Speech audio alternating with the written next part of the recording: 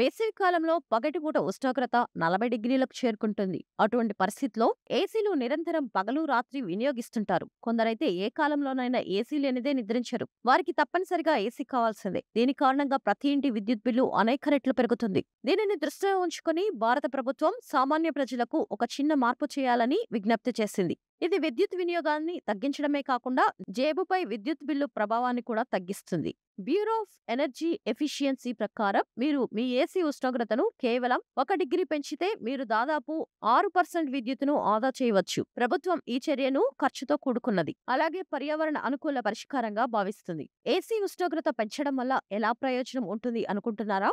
BEE ప్రకారం ప్రజలు సాధారణంగా తమ ఏసీలను 20 నుంచి 21 డిగ్రీల వద్ద సెట్ చేసుకుంటారు. అయితే సౌకర్యవంతమైన ఉష్ణోగ్రత పరిధి 24 నుంచి 25 డిగ్రీలుగా పరిగణిస్తారు. ఒక వ్యక్తి ఏసీని 20 డిగ్రీలకు బదులుగా 24 డిగ్రీల వద్ద నడుపుతుంటే విద్యుత్ వినియోగం 24% వరకు తగ్గుతుంది. దీనివల్ల గృహాల నెలవారీ విద్యుత్ బిల్లు చాలా వరకు తగ్గుతుంది. భారతదేశంలోని 50% ఏసీ వినియోగదారులు మాత్రమే ఈ సలహాను పాటిస్తే దేశంలో ప్రతి సంవత్సరం 10 బిలియన్ యూనిట్ల విద్యుత్ ఆదా అవుతుందని బీఈఈ అంచనా వేసింది. దీని అర్థం సంవత్సరానికి 5,000 కోట్ల రూపాయల ఆదా, 8.2 మిలియన్ టన్నుల CO2 ఉద్గారాలను తగ్గించడం. ఇది పర్యావరణానికి కూడా పెద్ద ఉపశమనం కలిగిస్తుంది.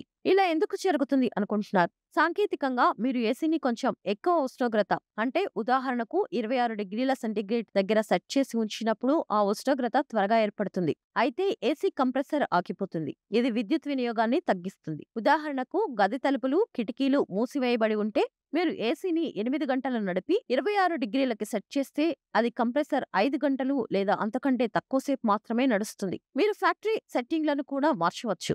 ఏసీ ఫ్యాక్టరీ డిఫాల్ట్ సెట్టింగ్ ను వినియోగదారులు స్వయంగా మార్చుకోవచ్చని బీఈఈ తెలిపింది. విద్యుత్ ఆదా దేశ అభివృద్ధి లక్ష్యాన్ని చేరుకోవడంలో ఈ చిన్న అడుగు ముఖ్యమైన పాత్ర పోషించగలదని ప్రజలు దీన్ని చేయమని ప్రోత్సహిస్తున్నారు. ప్రతి ఇంటి ఎయిర్ కండిషనర్ ఉష్ణోగ్రతను కొద్దిగా పెంచితే విద్యుత్ బిల్లును తగ్గించవచ్చు.